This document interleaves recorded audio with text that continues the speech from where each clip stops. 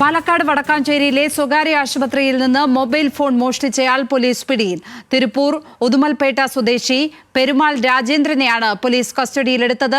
സ്വകാര്യ ആശുപത്രിയിലെ റിസപ്ഷൻ കൗണ്ടറിൽ നിന്നാണ് ഇയാൾ മൊബൈൽ മോഷ്ടിച്ച് കടന്നുകളഞ്ഞത്. കൂടുതൽ വിവരങ്ങളുമായി അജിത് ബാബു ചേരുന്നു.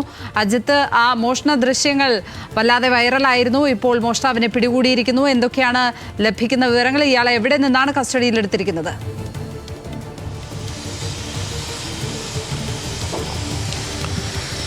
പോലീസ് CCTV കേന്ദ്രീകരിച്ച് നടത്തിയ അന്വേഷണത്തിനൊടുവിലാണ് പ്രതിയെ കണ്ടെത്താൻ കഴിഞ്ഞത്. ആദ്യഘട്ടത്തിൽ തന്നെ ഈ CCTV ലഭിച്ചിരുന്നെങ്കിലും എവിടെ നിന്നാണുള്ള പ്രതിയാണെന്നുള്ളത് പോലീസിന് വ്യക്തമാക്കാൻ കഴിഞ്ഞില്ല. ഓട്ടോ ഡ്രൈവറാണ് എന്ന് സംശയം തോന്നിയ അങ്ങനെയുള്ള ചില സംശയങ്ങളൊക്കെ ഉയർന്നു വന്നിരുന്നു. പ്രത്യേകിച്ച് ഇയാൾ ധരിച്ചിരുന്ന വസ്ത്രമൊക്കെ ധരിച്ച്. അതുകൊണ്ട് പ്രാദേശികമായ അന്വേഷണം നടത്തിയെങ്കിലും ആളെ കണ്ടെത്താൻ കഴിഞ്ഞില്ല എന്നുള്ളതായിരുന്നു പ്രതിസന്ധി.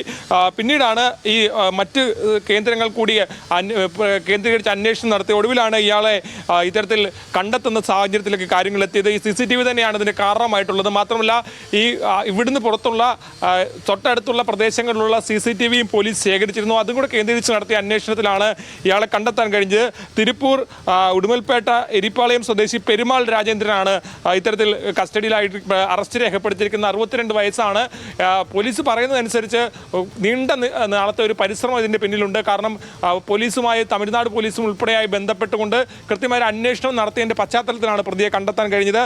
ഈ മോഷണ ശ്രമം ലക്ഷ്മി പത്മ സൂചിപ്പിച്ചതുപോലെ തന്നെ നേരത്തെ തന്നെ സോഷ്യൽ മീഡിയയിലൊക്കെ വൈറലായിരുന്നു. കാരണം ഒരു അവിടുത്തെ ജീവനക്കാരിയുടെ തന്നെ മൊബൈലാണ് ഇത്തരത്തിൽ വളരെ തന്ത്രപരമായി അയാൾ മോഷ്ടിക്കുന്നത്. പക്ഷേ CCTV കണ്ടില്ല എന്നുള്ളതായിരുന്നു പ്രതിസന്ധി. പക്ഷേ പോലീസിന് മുമ്പിൽ സാധ്യതകളൊന്നുമില്ലായിരുന്നു, മറ്റ് തെളിവുകളില്ലായിരുന്നു. പക്ഷേ അവിടെ നിന്ന് നടത്തിയ അന്വേഷണത്തിനൊടുവിലാണ് ഇപ്പോൾ ഈ പ്രതിയെ പിടികൂടാൻ കഴിഞ്ഞിരിക്കുന്നത്.